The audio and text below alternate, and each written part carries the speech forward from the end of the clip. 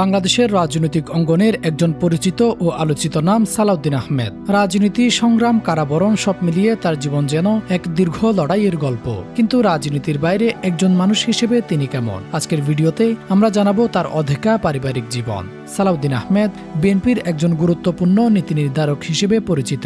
রাজনীতির মাঠে তিনি বহুবার সমালোচনা, কারাবরণ ও কঠিন সময়ের মুখোমুখি হয়েছেন। তবুও দীর্ঘ সময় ধরে রাজনৈতিক অবস্থান ধরে রেখেছেন তিনি জন্মগ্রহণ করেন 1962 সালের 30 জুন কক্সবাজার জেলার চকরিয়া উপজেলার শিকদারপাড়া গ্রামে। তার পিতা মরহুম মৌলভী সাইদুল হক এবং মাতা বেগম আয়েশা হক। একটি ধর্মীয় ও শিক্ষিত পারিবারিক পরিবেশে তার বেড়ে ওঠা। তিনি মেধাবী ছাত্র হিসেবে পরিচিত ছিলেন। এসএসসি ও এইচএসসি সম্পন্ন করার পর ঢাকা বিশ্ববিদ্যালয় থেকে এলএলবি ও এলএলএম ডিগ্রি অর্জন করেন। এরপর আইনজীবী হিসেবে কর্মরত শুরু করেন এবং পরবর্তীতে প্রশাসনিক ও রাজনৈতিক জীবনে প্রবেশ করেন। পরে তিনি রাষ্ট্রীয় প্রশাসন ও রাজনীতির সঙ্গে যুক্ত হন। সময়ের সাথে সাথে তিনি বিএনপির একজন গুরুত্বপূর্ণ কৌশলগত নেতা হিসেবে পরিচিতি পান। তার রাজনৈতিক জীবন উত্থান পতন, আন্দোলন ও সংগ্রামে ভরপুর। রাজনীতির বাইরে সালাউদ্দিন আহমেদের সবচেয়ে বড় শক্তি ছিল তার পরিবার। তার স্ত্রী হাসিনা আহমেদ ছিলেন তার জীবনের সবচেয়ে বড় মানসিক ভরসা। রাজনৈতিক সংকট, প্রবাস জীবন এবং কঠিন সময় সব পরিস্থিতিতে তিনি পাশে থেকেছেন। 2015 সালে সালাউদ্দিন আহমেদ নিখোঁজ হওয়ার পর তার পরিবার এক ভয়াবহ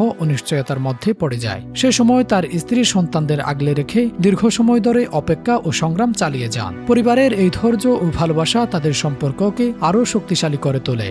তাদের 2 ছেলে মেয়ে পরিবারের এই কঠিন সময়ে মায়ের পাশে থেকে মানসিক শক্তি হয়ে দাঁড়ায়। শেষ কথা, আজ সালাউদ্দিন আহমেদ একজন অভিজ্ঞ রাজনীতিবিদ, কিন্তু তার জীবনের সবচেয়ে বড় সত্য হল রাজনীতির বাইরে তিনি একজন পরিবারপ্রেমী মানুষ। তার জীবন আমাদের শেখায়, সংগ্রাম যত কঠিন হোক, পরিবার ও ভালোবাসা থাকলে মানুষ আবার দাঁড়াতে পারে। রাজনীতি পরিবর্তন আনে, কিন্তু পরিবার মানুষকে বাঁচিয়ে রাখে।